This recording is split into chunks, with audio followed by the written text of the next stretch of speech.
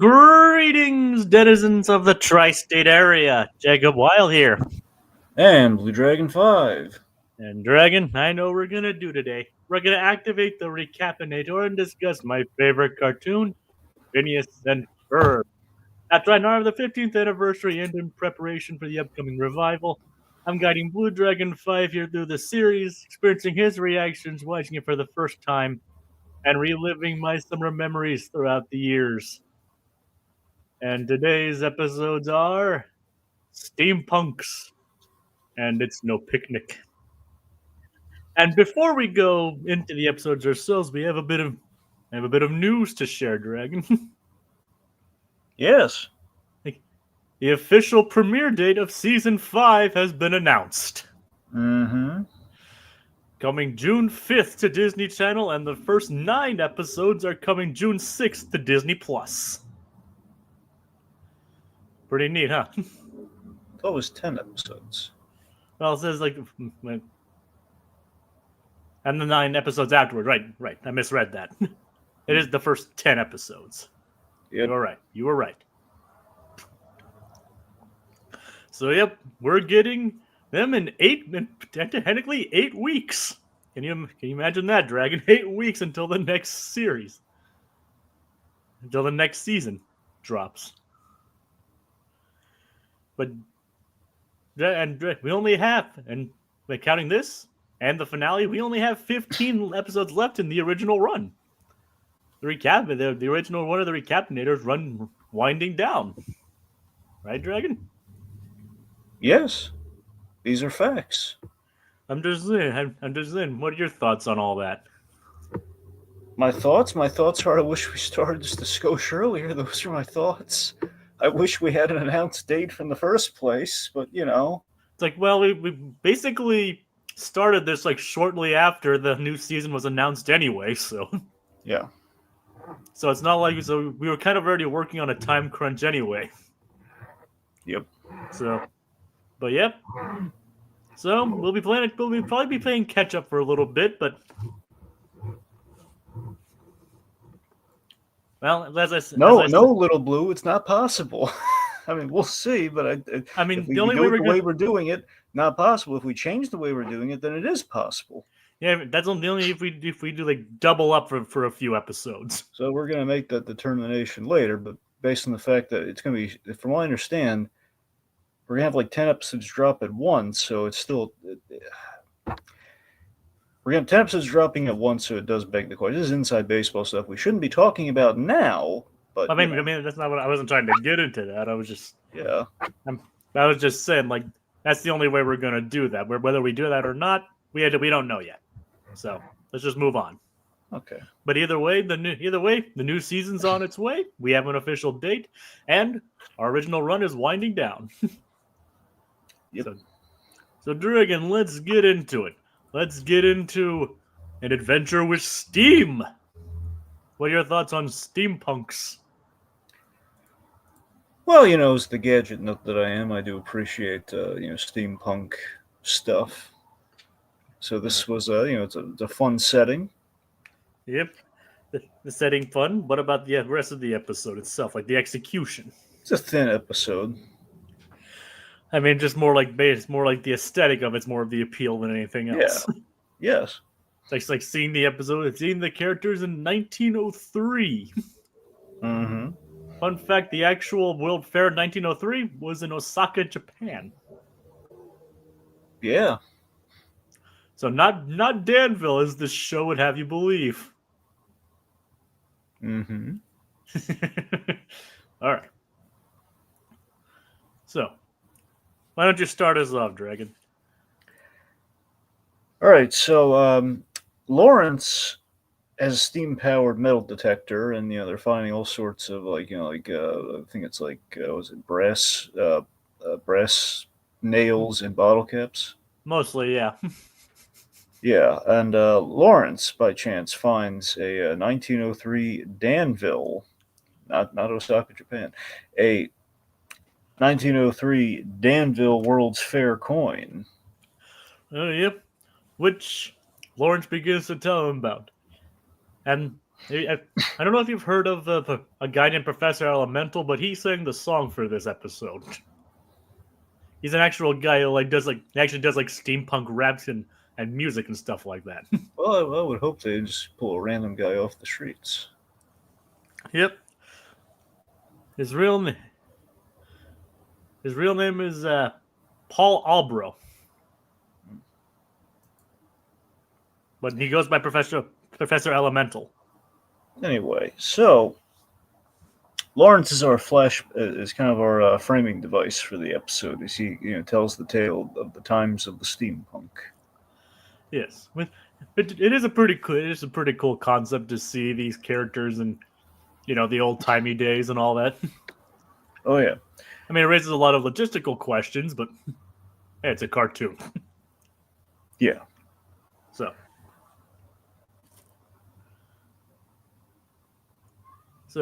the Steam stuff, pretty cool. I mean, and of course, the older sister Candace, as usual, trying to get them to do their chores. Milking the cows, mending fences, shucking corn, plowing the fields, and milking the cows again. But they think maybe we can use steam to make it easier.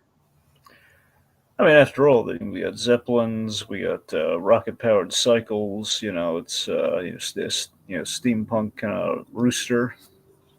Yep. It's and also, they don't know what churning butter is. That's still, I think, is a really funny joke. It's like, and whatever this is. Yep, but whatever this is, running gag. Yep. It's like, I mean, Dragon, have you ever churned butter like that? No. I mean, maybe once, but I don't think so. I mean, I've been to an Amish place where I saw butter be churned. Yeah. And I saw this one time when I was in elementary school. Some people, it wasn't necessarily Amish or old timey, but they showed us how to make vanilla ice cream the old-fashioned way. And there's our ice cream reference for the episode out of the way. Well, I mean, I think I did that too in school. It was like a science thing. It was like the biodegradable ice cream thing. I mean, it wasn't necessarily for like a project or anything. I was like in middle school, I believe, and like someone came in and like had like the tumbler that they like put the stuff in, and it like made ice cream. Yeah, I think we did it the scientific way. You had the fun way. Yeah, probably. Anyway, so let's see. With that, where's I going with this? Oh, right. So, besides we also have like the steam powered sandwiches. Yep. I mean, cooking with steam is a legitimate way to cook things, but I don't think sandwiches are. I don't think it's viable for sandwiches, though. No, I do remember I was going to say though. I love the with the butter churning gag. Whatever this is, whatever this is gag. It did make me think. There are two things I think of with that. I always think of the Scooby-Doo and the Witch's Ghost. Oh yeah. Let's go to the time. We go to the Salem town, Salem Witch Town, in which they're. I think like Scooby-Doo's like rocking like the butter churn like it's a guitar. I remember that. Yeah, for the Hex Girls of it all. And then, of course, I'm thinking of there's this episode of Sabrina Teenage Witch where they go I forget if this was specifically the Salem Witch Trials episode, but it might not have been. It might have been a different thing where Sabrina sort of bore people by telling them about the Sabrina Teenage Witch. So there is this episode of Sabrina the Teenage Witch in which that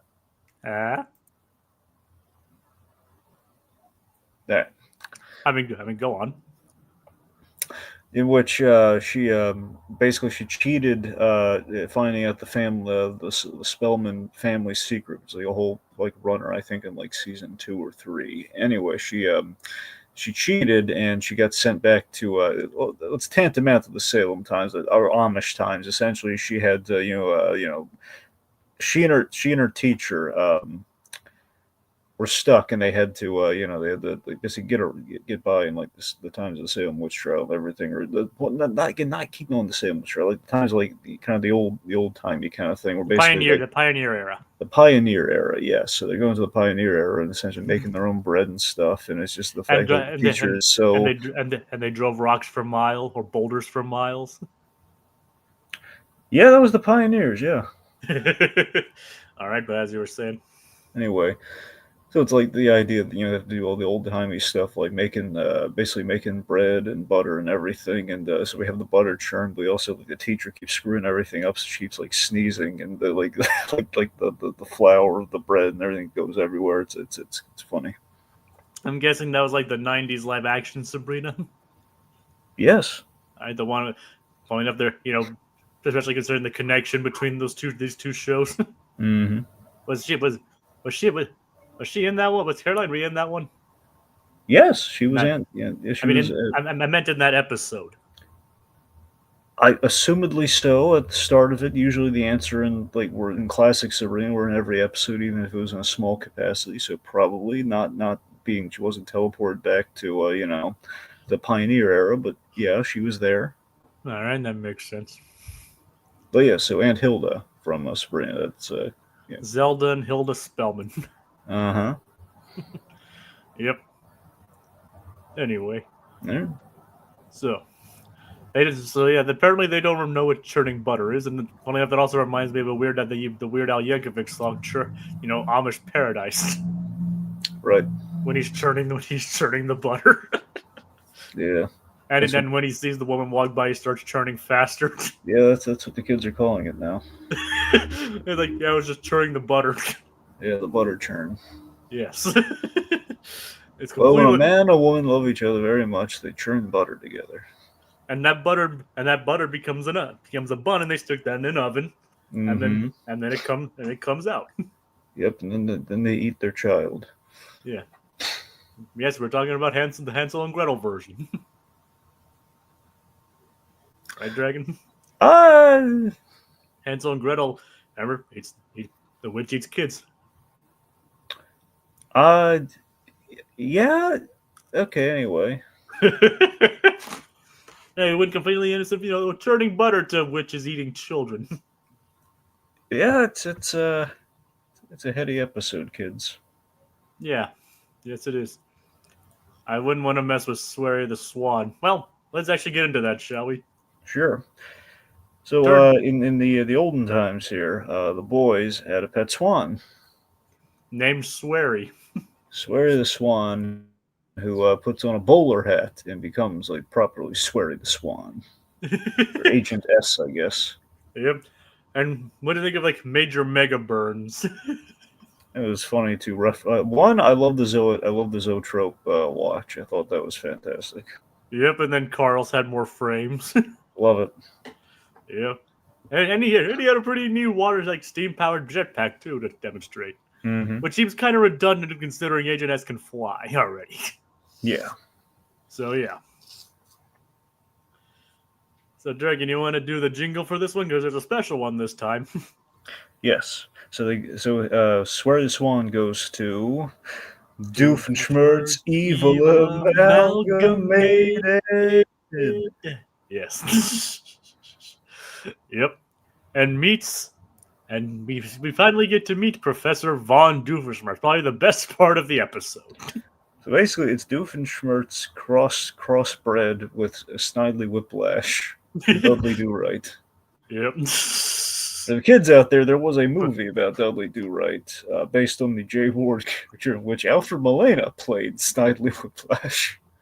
Wasn't he originally from Wacky Races, though? I think you're. I might be thinking of something. You're thinking of Dick Dastardly, I think. Yeah. Oh, yeah. You're right. Yeah. Who's the villain in Scoob? Yeah, so he has a similar mustache. I'm saying you're not far off. So, I mean, but it's still Dick Dastardly though. And fun. It's kind of sad when the best part of the Scoob movie was a villain that's not originally from Scooby Doo. Yes. I mean, because let's face it, Dick Dastardly was the best part of that movie. Oh yeah, I believe wasn't Jason Isaacs Dick Dastardly in that? Yep, he was. God bless Jason Isaacs. Yes, God bless Jason Isaacs. Yes. Okay. And so we also meet his assistant, Pneumatic Norman. Pneumatic Norman, I love so much. Oh my god! I mean, the gadget nut in me was like, "Oh my god!" And we made him steam powered, and we literalized into a train. It kind of looks like kind of like a centaur almost. That's the thing. He's like, he's like an awesome. Like you're like, you never get behind the centaur. Always like, who wants to be half horse but half machine though? I mean, he's technically a full machine. I know he's. Never mind. So you'd rather have your bottom half be a train. Yes. Than a majestic horse. I mean, ideally, I mean, look, if I mean, don't get me wrong, Dragon. I would totally rather be a train too. Yeah. But Norm, he's just a robot with a train half. Yeah, it looks cool. I love like the kind of like the mustache, kind of the chop stash. It's kind of like mutton chops. I thought. Yeah, the mutton chop stash. The old timey, the kind of the 1900s stash. And he has no idea what objects are because he's like a 1903 robot. Yeah, which is great. Yeah, he's like. I think one of the great gags was like, "That's not the coin. That's my daughter." No wonder she didn't fit in the gum machine. Yeah, that was a cute joke. Yeah, well, besides the fact that he tried to stick Doof's daughter down in a gumball machine. Well, I mean, she was going to be fine. I mean, there's no way she would have fit. I mean, you could have made her fit. Oh. Jacob, are you asking what time it is? I think I am, Dragon. I mean, if you want to do it. Well, no, I mean, it's going to be you if we do it. That's the thing. You're good. You brought it into evidence. You got to do it. I did. It was just an implication, Dragon. All right, fine. Don't ask what time it is then. All right, fine. Don't be creative. Well, I'm just saving it. Sure. There's better options later. I'm just gonna say that much. Okay. Anyway. Yeah. So let's see. So So Norman mistakes Sweary for a cucumber. Yeah, you gotta admit he does. Even a 19, and you gotta admit, Sweary the Swan works blue. Oh yeah. he works, or should we say teal in this case? But it's a very it's a very unique episode of Phineas and Ferb. It's just swearing up the yin yang. And it's all from the Swan. Dropping on. We've had Kevin Smith in this show before too, and yet this is the episode with all the swear words. And Seth MacFarlane. Well, that's true, but it's in the same episode. Yeah. Speaking of Seth MacFarlane, did you see the trailer for the new Naked Gun yet? Yes, I did. Well, the teaser. The teaser, yeah. What'd you think? You know what? I'm still definitely sold on. I think we only had like 3 jokes in it, so there's not really a lot to really glean from it. But I liked 2 out of the 3 jokes. One of the jokes was fine, but there's one image I could have done without.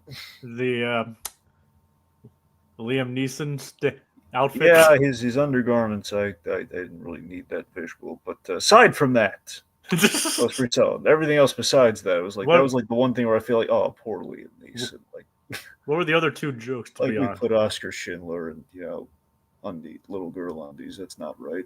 What were the other 2 jokes you were talking about? Well, I mean I love the So we confirmed the thing that I thought we were going to do with it. I was really hoping we were. So this is great. The fact that our reboot essentially is a sequel to Naked Gun, where we canonized Frank Drebin Jr. So that's that's so basically we have like the lineup of all the cops like kind of like visiting, kind of paying tribute to their fathers, and then we have the Nordbergs. and he's like, shake no. He just shakes his head. To me, was perfect. That like, okay, we have a chance here. It's either going to go one of 2 ways. The movie's going to go either. Again, it'll be a fun time. But I still love the fact Seth MacFarlane willed this into existence, and it'll just be like kind of an homage to kind of a loving kind of like tribute to Naked Gun. At the end of the day, that's what my hope is for it. Worst case, it'll be what the Zucker Brothers movies have always kind of like struggled. Well, all the films that came after the Zucker Brothers stuff or inspired by the Zucker Brothers stuff always kind of contended with where it was always a copy of a copy. Where over the years you start with something like Airplane and you end up with like Disaster Movie or Meet the Spartans or what have you. Keep in mind those last two were made by basically the same people. I know. I'm just saying that there are other examples, I'm sure, more besides those two. But I'm saying you see what I mean, though, right? Yeah, I see what you mean. Or it's kind of the copy of the copy, and it's like they have like assistants to the Zuckers who have then gone on and just It all began with the Ted 2 commentary. exactly. Briefly explain to me that one. Well, that's the thing. Basically, in Ted 2, like, so yeah, I think I told you about this. So in Ted 2, Liam Neeson has an awesome cameo, which I love, and I believe probably during the commentary while talking about that awesome cameo, Seth Rose brings up very casually, "Oh man, I'd love to see him do like a remake of Naked Gun with Liam Neeson." Huh. So literally, that's the birth of it. And now it's happening. Yeah, so that's what I'm very thrilled about. There being I mean, now whether it's going to be amazing or not, I don't know. Because that's what I'm saying. Just based on just the tone, it seems like I don't need like, for example, Angie Tribeca did a stab at doing Naked Gun. I'm not saying they weren't like literally adapting Naked Gun, but they tried to nail the Zucker brothers humor. Now I want to say I don't think Angie Tribeca was. I don't think it caught on the way they hoped it would. And I don't think it was fully successful what they were trying to do. But if you look at that show, the attempt was there. There was a lot of thoughtfulness for the material. They tried. I think they were maybe more like Naked Gun 3 than they were Naked Gun 1, if that makes any sense, It does. They borderline spy hard, but that's kind of they kind of wavered a bit there. But at least the intent and there was a lot of reverence, and they tried. And I want that to be kind of what we're doing here. That would just like higher production values. So that's what my hope is. Worst case, again, we're looking at just like parody of a parody. Like, well, we have like the people behind the Chip and Dale Rescue Rangers movie and Seth MacFarlane working on it, so I kind of have. That's the thing. I think we have a really good shot at. Now, at the end of the day, nothing's going to top what Leslie Nielsen did. I mean, of course not. Nothing. But still, as kind of a sequel of sorts, which this kind of is, I'm definitely watching this thing, man. We owe a lot to Naked Gun. Yep. Yeah. And of course, I mean, I always talk about like Naked Gun, Airplane, Top Secret, mm-hmm. And of course the Top Secret being Val Kilmer's first big role. Mm-hmm. And in other words, rest in peace, Val Kilmer as well. Yeah. And that was actually his first big role, the role that basically made him famous. Well, that and I think also True Romance was a big one for him, but But his first big one was Top Secret.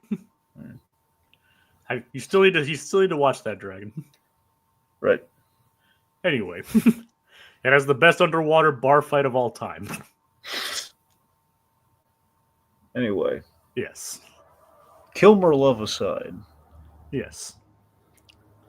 So basically, Von Doofenshmirtz goes all melodramatic, literally, and ties Sweary to a train track. Ties him to the train track as the trap of sorts, and then which is very appropriate given Norm's body. Yeah, and funny enough, he doesn't have Norm try to run him over. No, he doesn't. He can't. Well, then again, Norman can't even pick up a coin. So. Yep, I love that detail. By the way, the fact that Professor von Doofenshmirtz, he drops the coin. That's how Lawrence finds it. Yep. So that's neat. Oh yeah. Also, we had the other. I love like the meta gag too. Well, not meta. I love like kind of the story within a story thing where the other Lawrence, the old, the steampunk Lawrence, he finds I guess like a Civil War era coin. And like one that leads like almost a Ken Burns-esque narration. Yeah, because the kids love Ken Burns, Jacob. And Dragon, it's not for the kids out there. It's for the adults. Well, yeah. It's for the adults that watch this show. They're like, ah. Not every adult reference has to be crude in nature, Dragon. True. And that one definitely That one, and who knows? Maybe there are some 10-year-old kids like, oh man, I love me some Ken Burns. Kenny B. I love Kenny G. Why not some Kenny B? Yeah, Kenny B. Yep. Who's to say he doesn't have like 10-year-old fans who just tune into PBS every once in a while? Brother against brother, 7 hours. Let's do it. Yes. sounds like a good day, right, Dragon? Let's read some Civil War letters. Yeah. Yay! Whoa. It's exciting, isn't it? Yeah, dysentery. Yeah. You died of dysentery. Yep. Organ. Had That's an organ. Had horrible field care. That's a reference to the Oregon Trail, folks. Yeah. We're pulling up all the old references now too. Not the Ohio Mile. Nope, the Oregon Trail. Yep. All right. So. All right. It's like so. Speaking of the boys, let's go back to the boys. Like Ferb's a man of culture, so Dragon. We've known that. We've established that several times, right, Dragon? Yes. What exactly is Steampunx Ferb looking forward to? He's looking forward to the Leaning Tower of Cheese. He's looking forward to aerosol cheese. Yep. Yep. The Leaning Tower of Cheese. Yep, he's looking forward to Bobby from the Goofy movies pastime. Yep. I mean, Dragon, have you ever eaten aerosol cheese straight out the can? No. Me neither. But it tastes good on crackers, though. I'm sure it does. And another connection. The Goofy movie documentary is coming to Disney Plus in a couple days. It's even sooner. Per what you showed me, it's even sooner than I thought. I thought it was going to be Tuesday. It's going to be Monday. Yep. And yeah. I'm sure. And are we going to do? You guys going to do anything on that? Well, I can't confirm nor deny anything there. All right. Just thought I'd ask. Yeah, we'll have to see it first, too. You know. Yeah, if it's going to be like, is it going to be like a movie documentary or like a multiple episode documentary? No, it's a movie. This is a thing. So this is a movie that they made. It's a feature documentary that was they kind of played around like the Disney Family Museums. It was made last year, presumably held. And I felt stupid for not realizing this last year because I heard it announced and I was like, oh my god, why can't I see it anywhere? I forgot. Oh, wait a minute. If they're smart, they're going to wait until the 30th anniversary year to release this, and lo and behold, that's what they're going to do. And thankfully, putting it on Disney Plus. Yep, thank God. Yeah, I am so hyped for that documentary. I cannot tell you.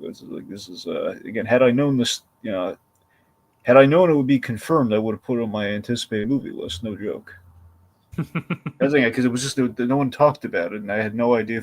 For all I know, could have lied and wait. I didn't know if it was an official thing or not. And now it's here. Yep. Anywho. Yes. All right. So let's see.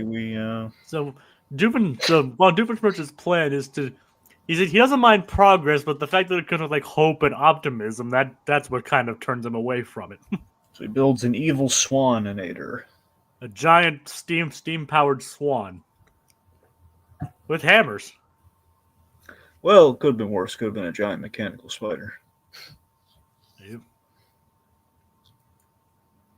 A giant mechanical spider. Yep. So the boys.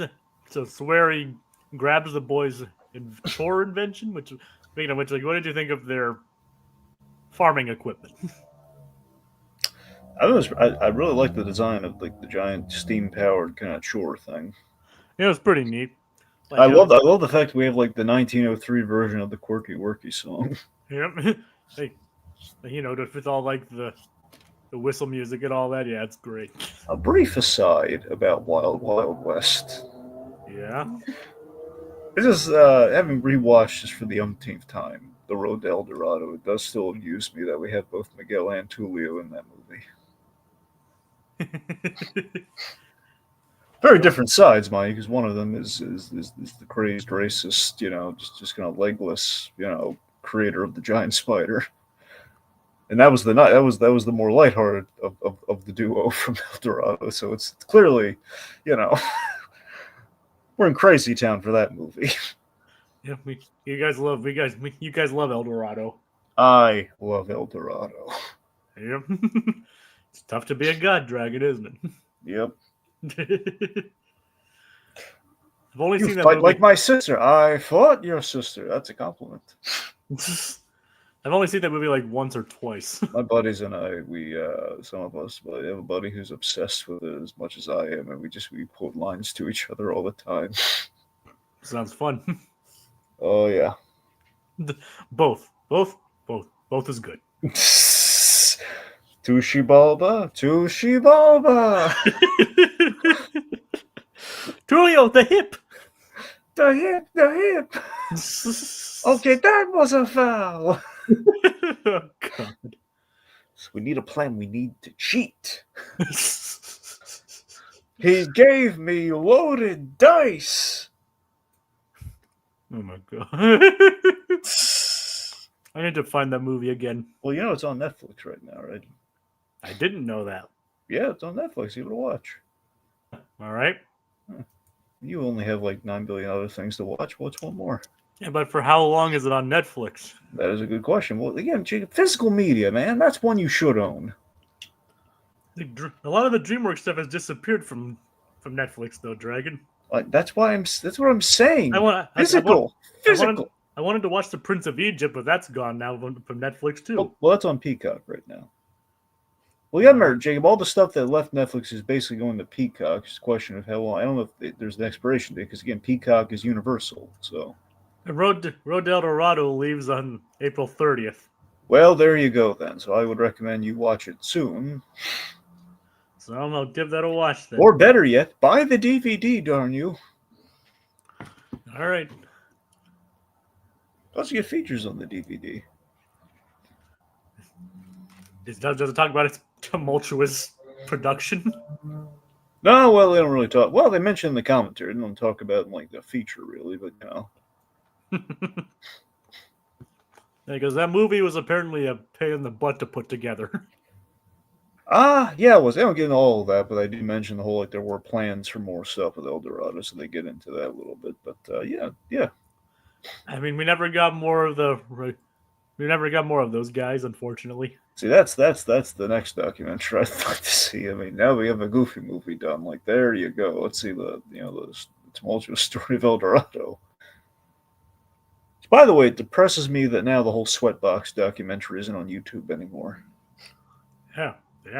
Yeah, I mean, I'm sure you can find it somewhere. It was just like it's not on YouTube anymore, which was like really convenient. Never watched it. Oh man, you missed out. You can probably find it's definitely an Internet Archive. I'm sure it's there. Beyond that, I'm sure it was on a website before YouTube, so I'm saying it's probably somewhere as well. But The road to El Dorado. A lot of roads. Where we're going, we don't need roads. We just have El Dorado. The road del Dorado was the friends we made along the way. Yep. So Sweary commandeers the chore device and fights the giant hammer swan. Yeah. And we have like filmmakers who are making a silent movie of it, and of course the running gag is like all the steam power, like people can't hear Doofenshmirtz over the steam power. And fun fact, those two filmmakers are Auguste and Louise Lumiere, basically known for being very early filmmakers. Well, yeah, like Lumiere was. I thought he worked with George Méliès, didn't he? I think. Maybe he may or may not have, but he was definitely pivotal to lead to what George Méliès did. I think so, yeah. For the kids out there, George Méliès was the guy who did the moon getting shot in the face silent movie. That was him. He did a lot of stuff, and most famously, more people might recognize him from the movie Hugo. Yeah, so Hugo details the whole George Méliès thing. Yep. Basically one of Martin Scorsese's more business. Not necessarily, it's not a bizarre movie by any means, but when you realize, that was directed by Martin Scorsese. All the Scorsese movies no one talks about. Yep. Like he's considering a lot of the stuff he's known for, like hard, like a lot of times like hard rated R movies. Him directing like a PG family movie. Well, here's the thing. So Hugo originally was going to be directed by somebody else. I'm blanking on who that is right now because it was very recent. They were someone was slated to direct Hugo, and then essentially Scorsese ended up taking it over.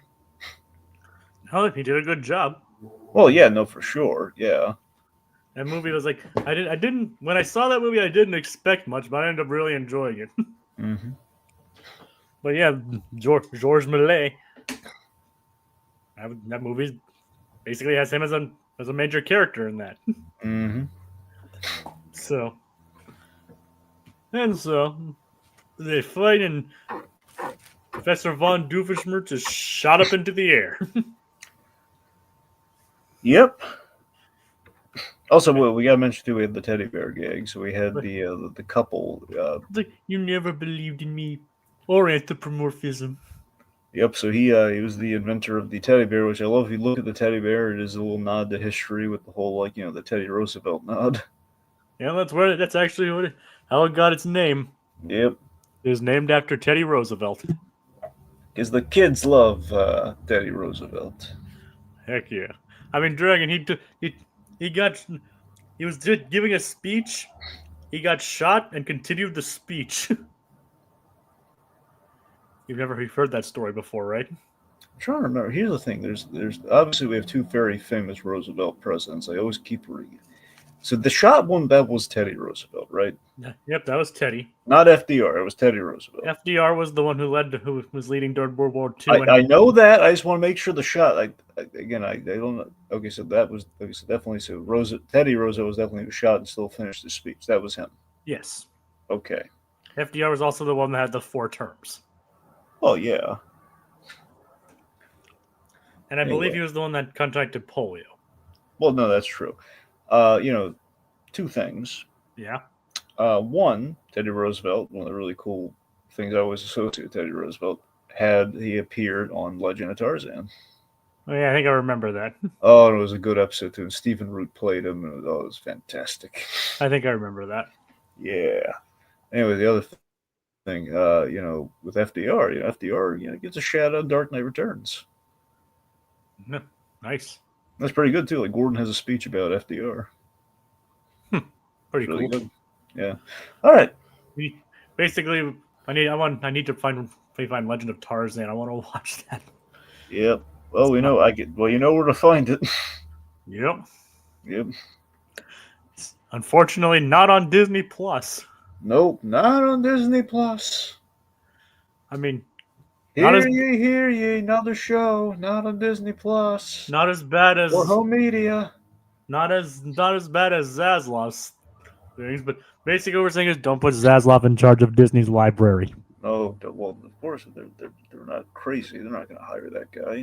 They wouldn't let that guy work in the commissary. He's going to say no more ham. Dragon, if they put him in charge of the library, he'd basically act all the cartoons from Disney Plus. Mickey Mouse, who cares? Yeah. Fab Five, more like the Fat Five. Fat we gotta cut. Yes, that's exactly what he would do. Pluto, not a planet, not a dog. Daisy picked all the flowers, just the stem. Get out. Goofy. Exactly. We don't need him. Donald Duck, too angry. Yeah. That will freeze over if Zaslav gets his hands on Disney. Exactly. Yep. I'm just saying, Zaslav has to be holding Iger's family at gunpoint if he ever gets a role at Disney. And speaking of Warner Brothers, some good news has arisen. I don't know if we discussed this last week, but the whole deal with Coyote versus Acme has finally been resolved. Yeah, well, I mean, basically, I don't know if resolved is the right word. I mean, Ketchup Entertainment has finalized the acquisition of the movie that are going to be distributing in 2026. Yeah, I'm just saying, it wasn't Warner resolved. It'd be Warner Brothers came to their senses. They apologized. They decided to release it. That's not really resolved. This is more we had a very happy outcome. Well, you know what? I know what you mean. I'm just saying that would have been if Warner Bros. We're taking a lot of responsibility right now. We did a lot of stupid stuff. We're gonna actually release it. And if the movie turns out to be bad, at least it stood on its own merits, right, Dragon? Yep. And right now, it sounds like, if I heard it right, I think Warner Bros. Might actually be releasing a Looney Tunes movie. Huh. After all of that, just to compete with all the bad press they've been getting over the Looney Tunes. They're like, what can we do? What can we do? Oh, I know. Imagine this, Jay. Imagine we're gonna like competing Looney Tunes movies. One from the actual studio and one from the movie that everyone's. I think justice would be everyone flocks to see Coyote versus Acme and not the other Looney Tunes movie. Well, then again, that could also spell its own problems. Well, yeah. Like if we're like, what do you know? Maybe they don't like it when we do it after all. Though they don't like it because it's out of spite. Yeah. And anyway. So yeah. So good news. So we have that's some good news. All right. So old timey Doofenshmirtz is launched into space. Yep. And the thing is, Phineas finds the whole story kind of far fetched. Yep. Phineas of all people finds the giant steam powered swan a bit far fetched. Of course, Candace, she brings Ma. And she's doing whatever this is. Yep. Oh, Linda, you're a married woman. You can't do that on a kid's show. She can't churn butter. No, she can't churn butter. Think of the children. I mean, yeah, you take the butter, you mix it with some flour, you stick it in the. These are non-progressive times, my friend. This is like they frown upon. Her husband's not even in the room. Lawrence isn't even present while she's churning butter. Oh.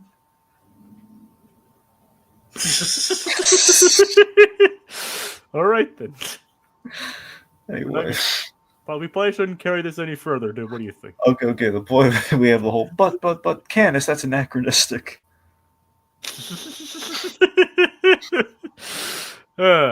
Anyways, I love anachronistic humor.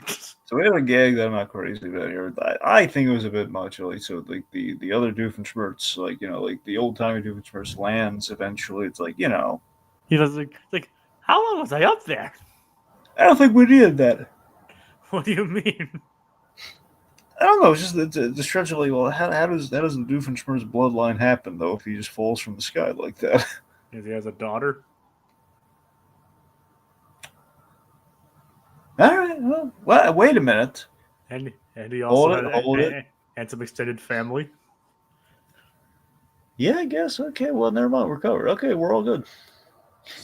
See. All right. No complaints. I withdraw the criticism. We're good. I mean, it is kind of strange. I'm not gonna lie, but considering he was up there for over 100 years. Yep. Maybe he got shot up there with all the corn. But Dragon, do you want to just move on to the next episode? Or yes. Do you have anything else to say? Move on. It's no picnic. Dragon. Do you know what it's no picnic is another terminology for? What? It's not that simple. It's no picnic. Look, it's the crossover that nobody expected and or wanted. Yep, Eve.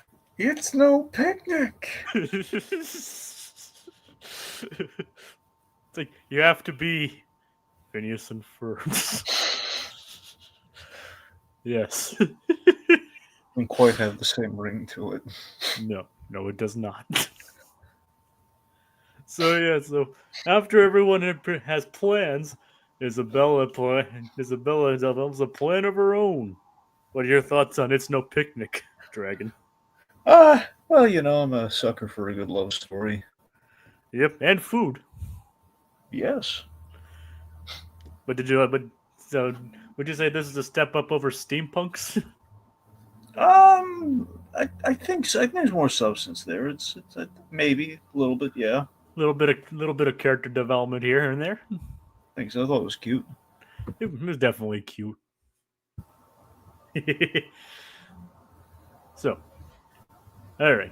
So they're coming up with this idea, which you never find out exactly what it is. Yeah, so all the kids end up being busy, which leaves Isabella alone with Phineas. And we find out Find out something that Ferb's afraid of. The dentist. Yep, Ferb's afraid of the dentist. I've never seen Ferb so nervous. So, what do you make of that? Well, people have fear of the dentist. I mean, I'm sure he's seen. I'm trying to remember which it was Rocky Horror Picture Show, right? Or wait, no, Little Shop of Horrors. I know. I meant Little Shop of Horrors. But I keep getting them. Sometimes I mix them up with the dentist scene. Yes, Little Shop of Horrors. It was, sure. I think it's probably might be a bit of a nod to Little Shop of Horrors. Can you imagine that crossover? Little Shop of Horrors cross with Rocky Horror Picture Show. Oh God. Little Shop of Rocky Horror. Yep. Feed me, Rocky. I don't know about you. I think Steve Martin would fit like a glove in that movie. He probably would. Feed me, Rocky.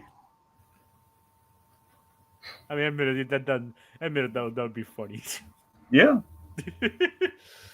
All right, so then we get after Phineas, like, Buford and Baljeet have their own thing. They're apparently doing like family picnics. Baljeet's family's apparently going to kill a goat.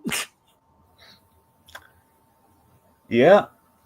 He was like, if we ever find a goat, like, no, look at one now. There's Some one over satanic ritual of some kind. Wrong, awesome sci-fi horror musical, Dragon. Yeah, no, I got it again. I took a 50-50 shot at the title in a pinch, you know. I mean, they both have horror in there, so it works. Yeah. So then we have then after Phineas exclaims that Ferb was nervous, we zoom out to. So what exactly do we see when we zoom out a bit, Dragon? You mean when we see the excited Isabella? Yes. We see this hysterical expression. I was so tempted for the thumbnail on this one. I won't lie to you. I mean, trust me, I was too. So we have Isabella is like, she's been waiting for this for the longest time. She is teed up. I mean, like, big old smile, hysterical expression on her face. Bug eyes, basically. Bug eyes. And Phineas still has no idea.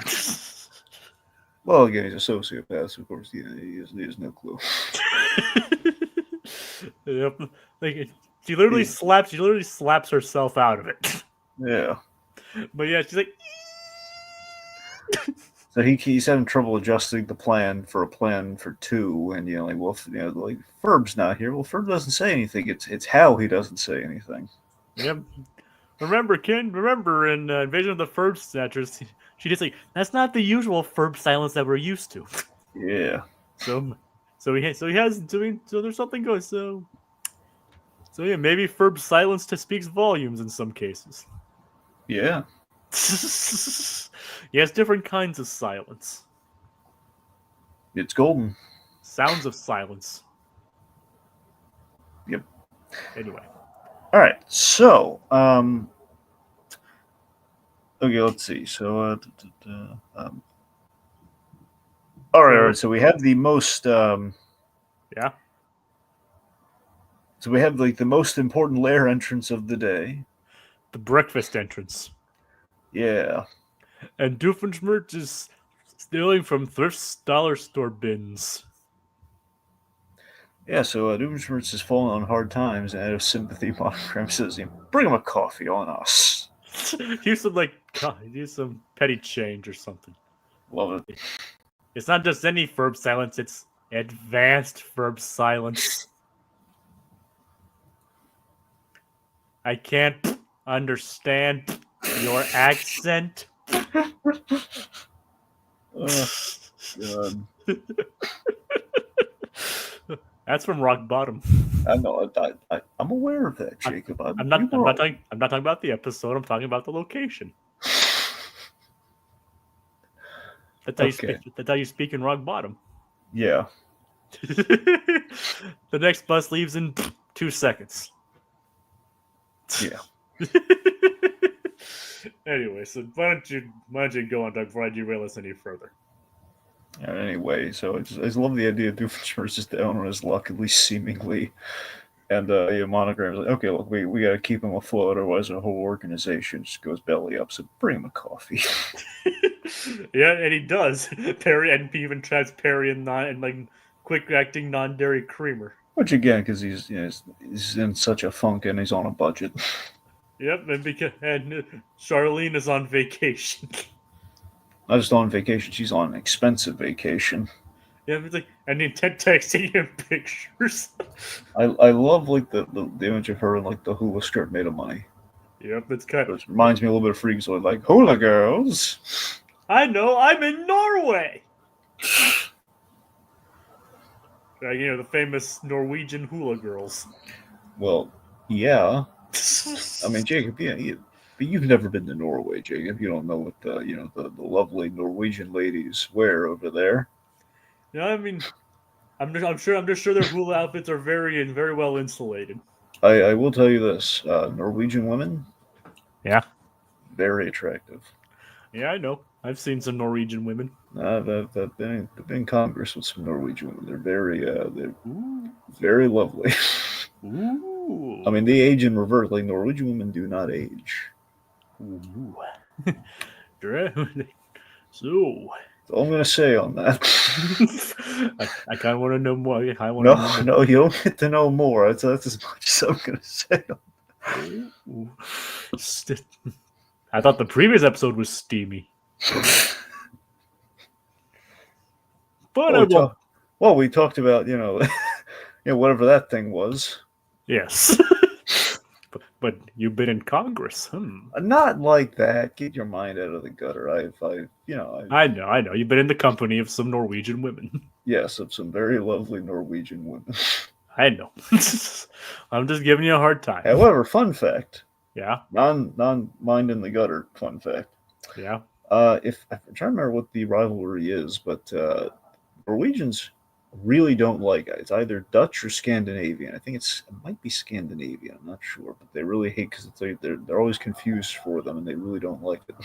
It's like there are two kinds of people I can't tolerate: those who are intolerant of other people's cultures, and the Dutch. So because of that, I don't know if it's the Dutch or Scandinavian, because I heard that somewhere where it's like a real fine line where the Norwegians hate being. It's like a fun fact I read somewhere. It's like the Norwegians hate being confused for it. It's either Scandinavian or Dutch.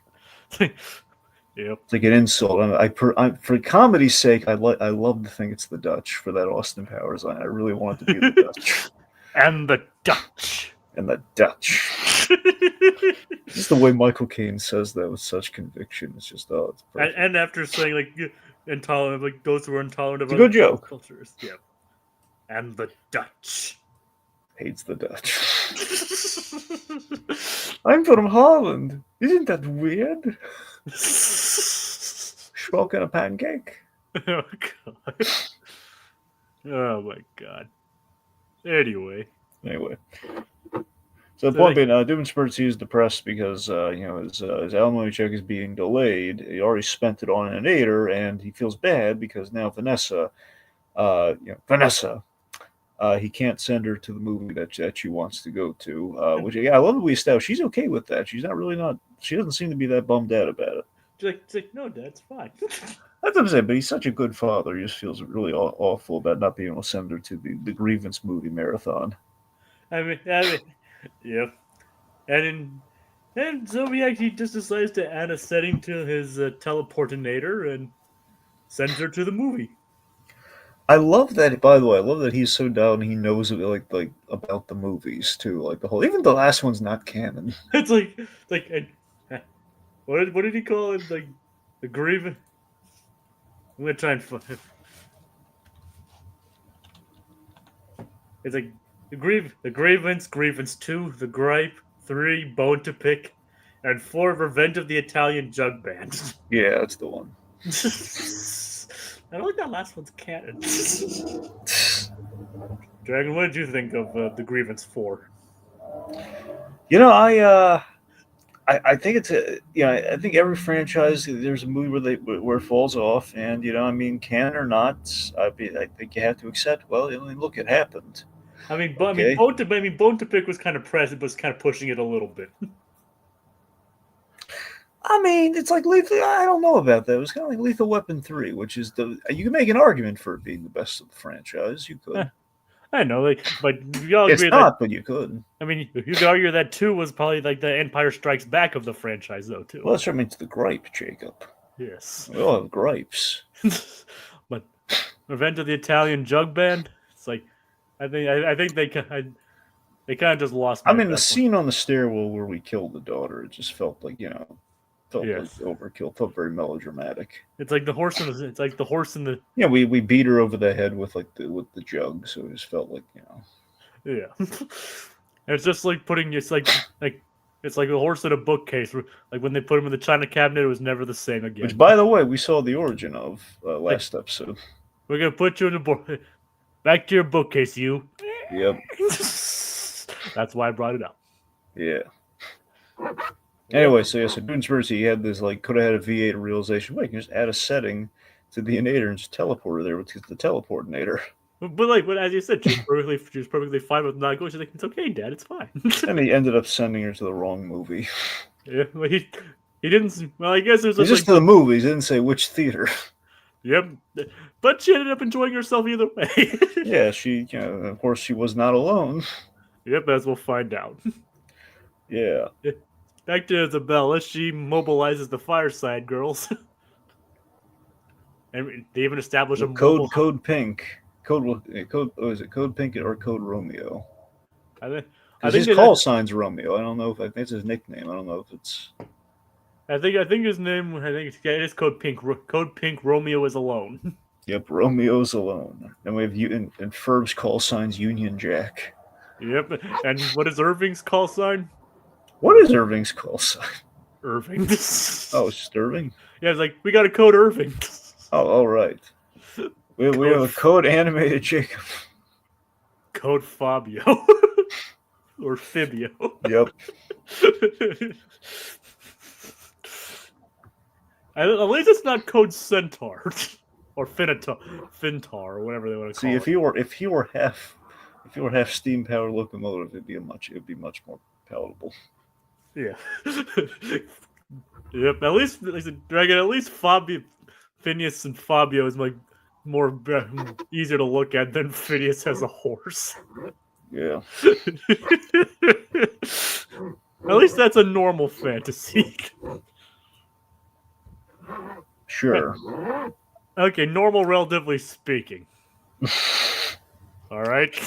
The point being, the Fireside Girls help engineer, kind of a perfect date for 2. Candace shows up thinking something's happening, and she basically learns. Is this the first time she finds this out? Yep. Candace discovers. Isabella finally admits out loud to Candace that she has a little bit of a crush on Phineas. Itty bitty crush. It's like little stand down Fireside Girl. Yeah, a little crush on Phineas. It's like, I totally get the crush thing, not so much the Phineas thing. You know his head's a triangle, right? Yeah, it's so cute. Which I love that joke so much. It's a good pun. It's a cute. It's a cute. Yep. And Candace is like saying it's like Candace is like, you do realize it's a triangle, right? It's like, that's your brother, Candace. Like he's basically insulting her own brother, saying that like you love him even though he's a triangle. I mean, hey, she's not attracted to the pointed shape, my friend. Yeah, she's into semicircles. Yeah. Well, yeah. She finds the semicircle to be the most sensual of the geometric shapes. It's the compassion behind the circle. It's not full. It's not completely round, but it's just it's round enough with just a straight edge. It's not round, but he's around. Yeah, yeah.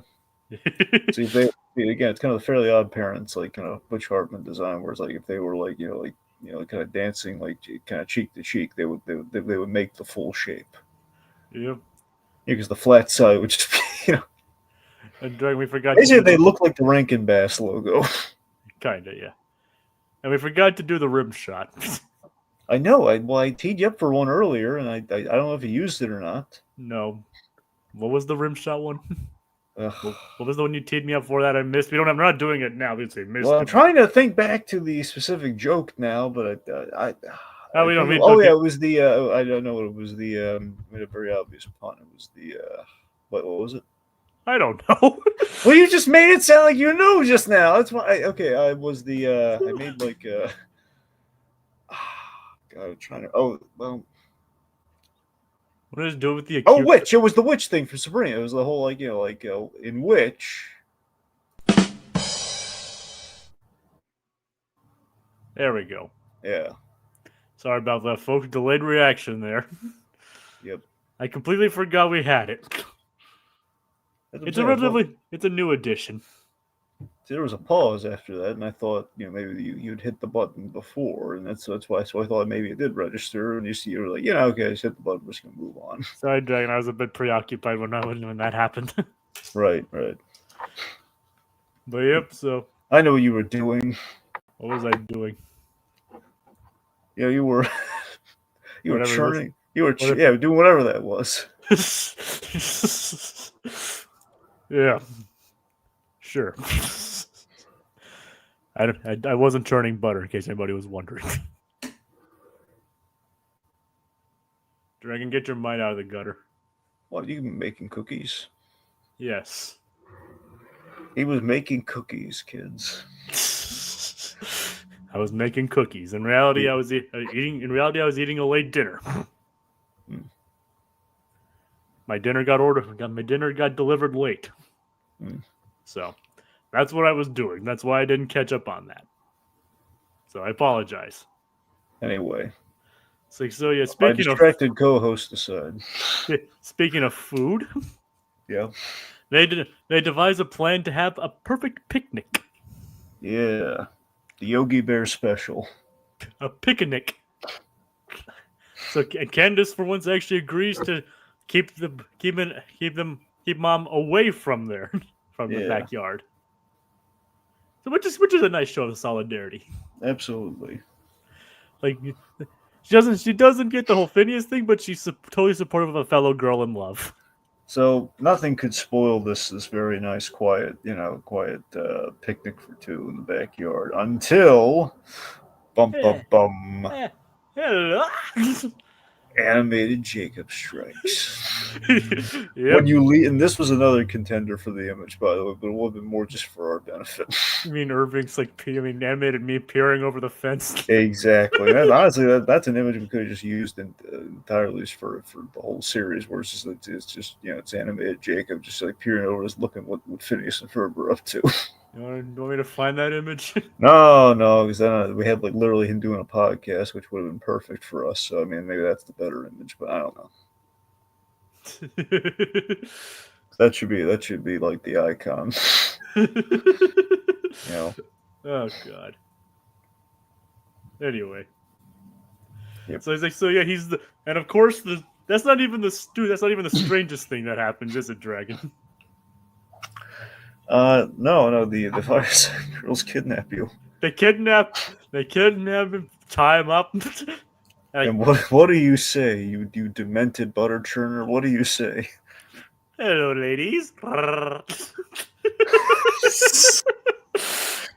Yep. To be fair, in an age-appropriate setting, that's exactly what Jacob would do in that situation. It's not even that really an age-appropriate, that age-appropriate of a joke. He's like, maybe Irving's into that guy. We've discussed this before on this show track. Yep. That we have. I'm not going to bring it up this time, but... We... And by the way... Yep, there I am. There he is, folks. Look at him. Look at him encroaching on their, they're kind of bonding over their Kiki's delivery service cake, and there's animated Jacob just perusing it. Moments before disaster strikes. Yeah, I know it's not literally the trout cake, but still, it's just kind of cool. The herring cake. It's like gefilte flan. Yeah, no, I know it's. I don't know. Say just looking at that was the first thought I had. Like, oh my god, it's kind of like that. It's kind of like a flan version of that cake from Kiki's delivery service. I didn't actually make that connection until you pointed that out. Yeah. But yeah, nice reference. I think it's completely coincidental. I'm just saying it was like what I was thinking of. I didn't even make that connection, but nice. I mean, which, by the way, here's the show that we're not sponsored by. We still like to bring up though. Yeah. People versus food. They did serve it. The Kiki fish cake. Yeah, the fish cake. Yeah. I don't even like fish. Well, that's the thing. It was served as a punishment, Jacob. I know things that I don't even like fish, but I would. But the way it's animated in that movie made it look so delicious. Right. That's the thing. It looks fantastic, but again, it's a fish and a cake, so you know. Yeah. I mean, it was prepared well, but it was like it was kind of still served as a punishment. So I don't. And the whole point in Kiki is that the granddaughter didn't like that cake, despite looking fantastic. Yeah, remember, I've only seen Kiki once, mm-hmm. And it was like the day we had to do the podcast anyway. Yeah. So, because I was like a last minute had to be like a last minute substitution. I tell you, man, I love when that little witch girl saves Tombo. I do.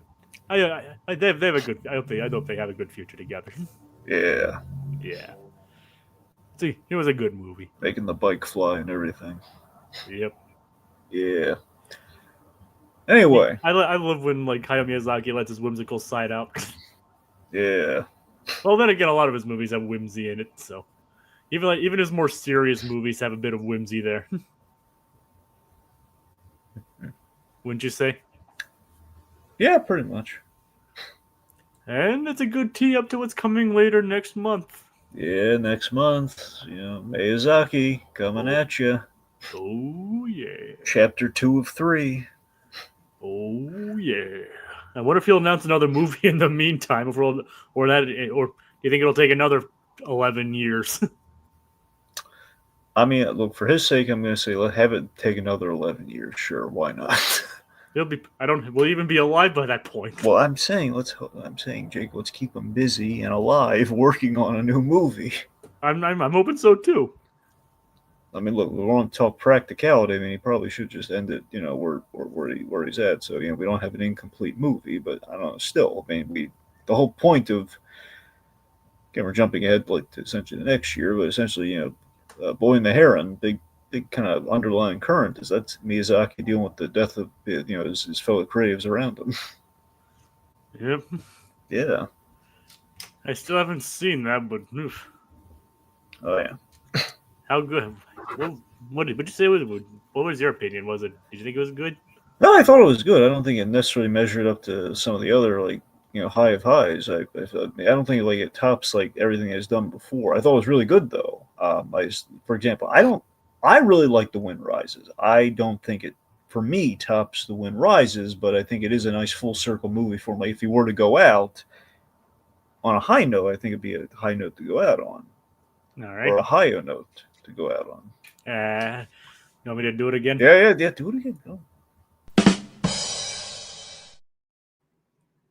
There we go. I just didn't know if you wanted to cheapen the talk with Miyazaki with that.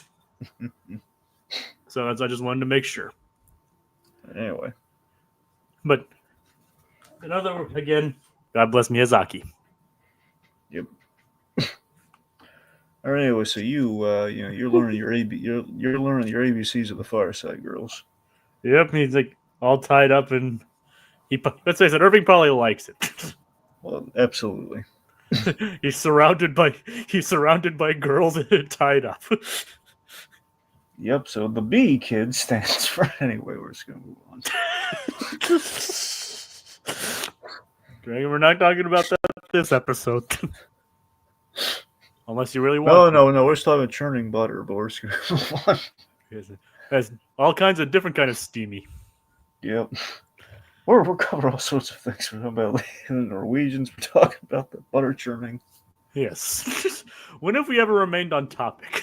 That's the thing. So we need an attractive Norwegian girl churning butter and it's like or whatever that is. Yeah, whatever that is, and teaching Irving his ABCs. Hey, did somebody? And also ranting about the Dutch, but Did somebody say Scandinavian woman? breaks out the riding crop. No! I'm gonna keep that image, dragons. He's just, or I could just zoom in. Like, I can make a crotch version of this without Phineas and Isabella in it. Oh god, that'd be something to look into. Just just Irving in that picture, just him peering over the. We should also probably look into the podcast Irving image. Yep. Anyway. What I need to remember what episode that was. Yeah, I don't even remember what episode this is right now because we keep getting so sidetracked. Okay, so which is funny enough the name of an episode. So Vanessa and Candace, they're at the Ducky Momo movie, and Vanessa liked it ironically. And Candace is like, yeah, ironically. So Ferb was hit by the yep. And Vanessa and Candace finds out that Vanessa's dad was raised by ocelots. Mm-hmm. Like, Ferb at the dentist, he got hit by the teleportinator. Like, Gladys, we got a runner.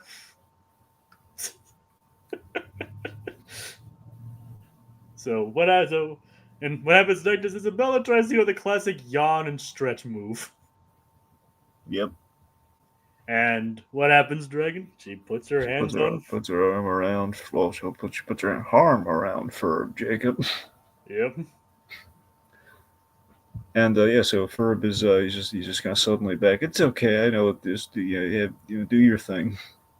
So speaking of so Dragon, this episode did have some kind of food animation. What did you think of Isabella's Mexican Jewish dishes? Well, it didn't really look. I think they're well animated. They didn't really seem tantalizing. Yeah, especially like the gefilte flan. Yeah, I mean, I think gefilte fish is always like it's very unappetizing. The gefilte fish. All that does is remind me of the Rush Hour blooper. I know, right? Yeah, the gefilte fish meal on the plane. And they're like, gefilte fish! It's not even that hard to say. Gefilte fish. Oh, God. Anyway. So the boys with Furbag Phineas turns the whole thing into a giant overblown picnic. Which looks nice. It's basically a theme park picnic in the park.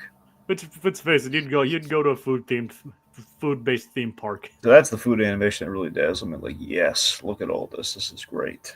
Let's face it, we would all of us that until you want to be Imagineer would totally go to a food-themed amusement park. If it was like this, yes. Yes. The rides probably wouldn't be edible, but the food would be great. Like, look, we're peas in the pod. We're in a little pod car. Look at that. Maple Syrup Mountain. Yes. The Waffle Hills. Yeah, but I love like the ride vehicles like in the shape of like waffles or something. Yep. And let's face it, that does look like a lot of fun. Oh yeah, and Doofenshmirtz he's very sold on it too. Yep. Unfortunately, not a fan of the song though. Yeah, the song's kind of just a throwaway. Yep. So yeah, Doofenshmirtz enjoys it. But unfortunately, we don't even really get to see anybody enjoy it, do we? Nope. Perry just teleports it away. Actually, we never actually see what happens to everything. To Perry, Doof, and everyone else. They just get teleported away. If you think about it. Well, Jacob, I'm so glad you brought that up because you know what time it is. Yes, Dragon, I do, and it's about time too. So it's Gritty Rainbow time.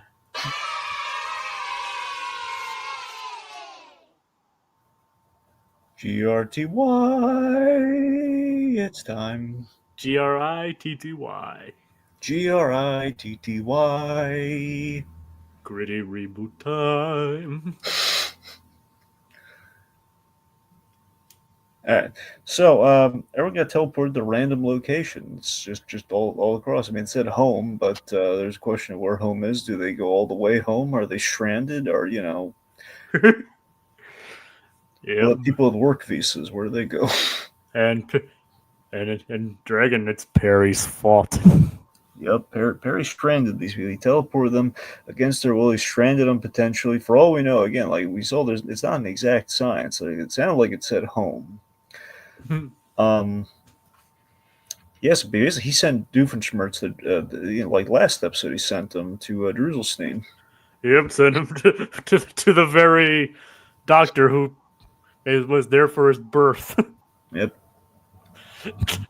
Where neither of his parents showed up. Oh yeah. Yep. So everybody's been displaced. It'll take forever to find everyone if they went home safely. Yep. Well, considering the machine blew up, as it teleported everyone.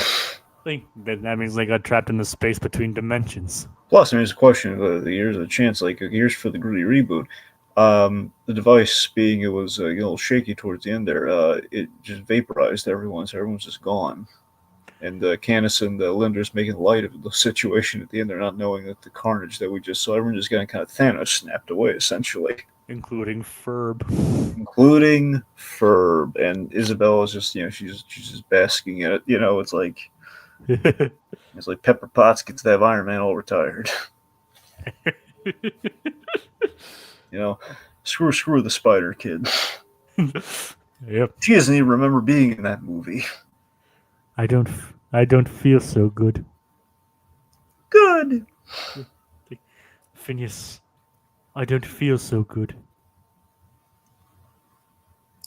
All right. It's like, yeah, exactly. Like, Ferb, what do you mean you don't feel so good? And he's not picking up on the social cue at all. Just he disappears. Like, oh well.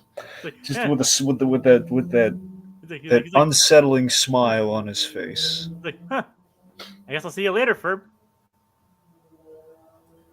Wonder where you went. Then Phineas goes crazy and he builds like a wooden Ferb and he brings it everywhere. Like wood Ferb. Yep. And well, I mean, doesn't it? It's newly refurbished.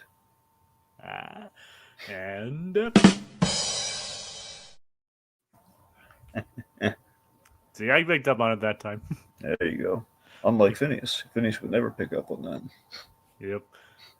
And doesn't speak as much. He doesn't speak, so he'd be right at home. Yep.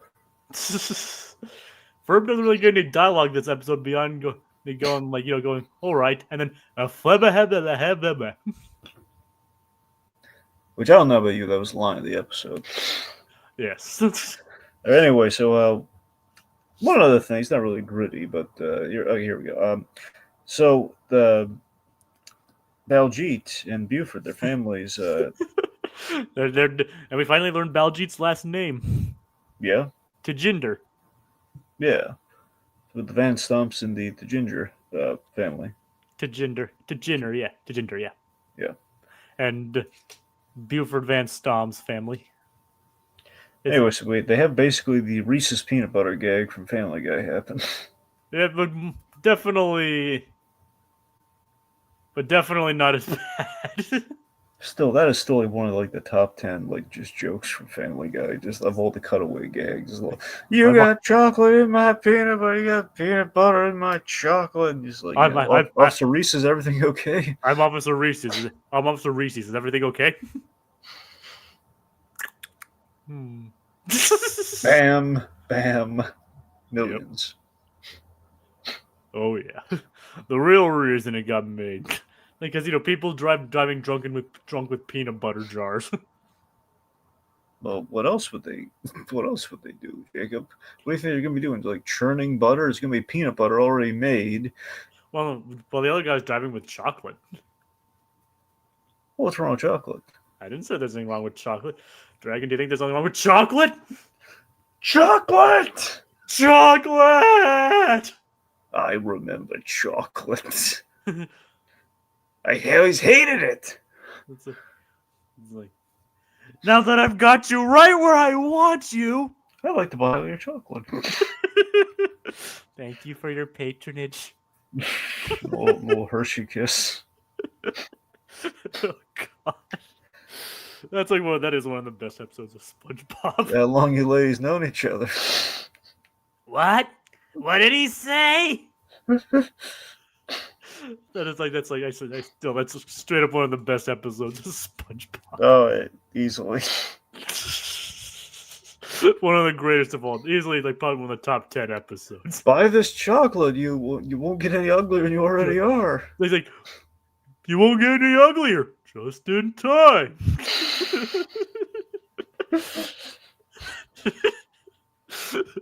God. All right, okay, we should put everyone out of their misery right now, much like Buford suggests doing to the. Now we should kill us with fire. Agreed. Yep. All right, so by the end of the episode, Candace, she feels betrayed that they did something amazing. She gave him she gave him some space, and this is what they do. So she brings Linda there. That they just have everything's gone. It's just Phineas and Isabella, and look how cute they are with their picnic. And she's like, "You're right, Candace. This is adorable." Yep. Hey, I think good thing we're around a basket, huh? We don't see her face again, but we can probably assume she was making the same face. Oh yeah. But Dragon, I know you considered doing that as a thumbnail, but would you really want to stare at Isabella's bug-eyed face for an hour? Well, that's one of the reasons we didn't go with it. Because we had to stare at it for an hour. Well, we already had. Sometimes we're stuck looking at Phineas's demented expressions. So I mean, the heck, our last two have just been Doofenshmirtz. Well, yeah, it's Doofenshmirtz. You can never go wrong with Doofenshmirtz. Nope. Or Norm. Or Norm. Norm. I've told you, I've technically met Norm, right? George Wendt? Yes. I think you mentioned that before. Yeah. It's a brief encounter, but It's pretty cool. Have you met John Viner? I wish. Yeah, me too. Yep. He doesn't do conventions, I don't think. Or at least I'm not aware that any of you always tell him he's the orange juice guy. Yep. Or the guy that does a very good Morgan Freeman impression. Yep. Anyway.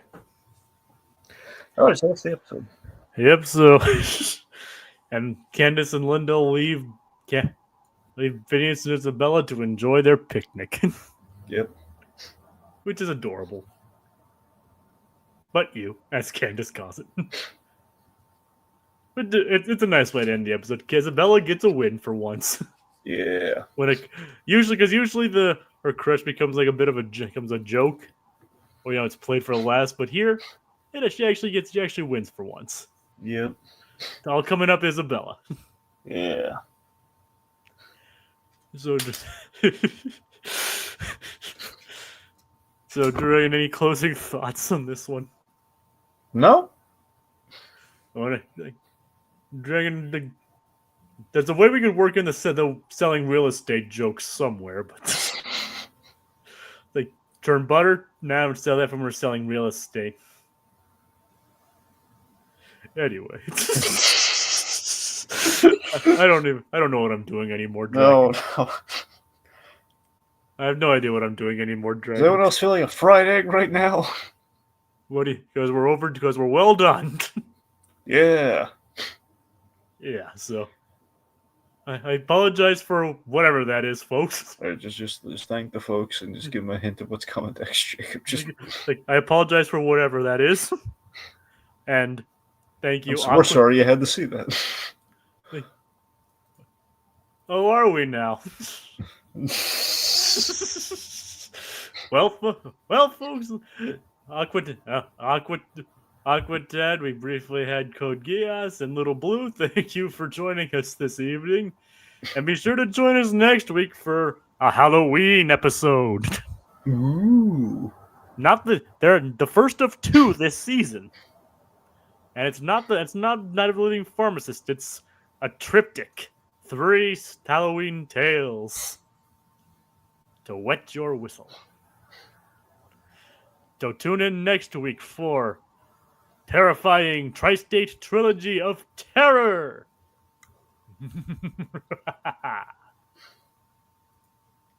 Don't everybody go.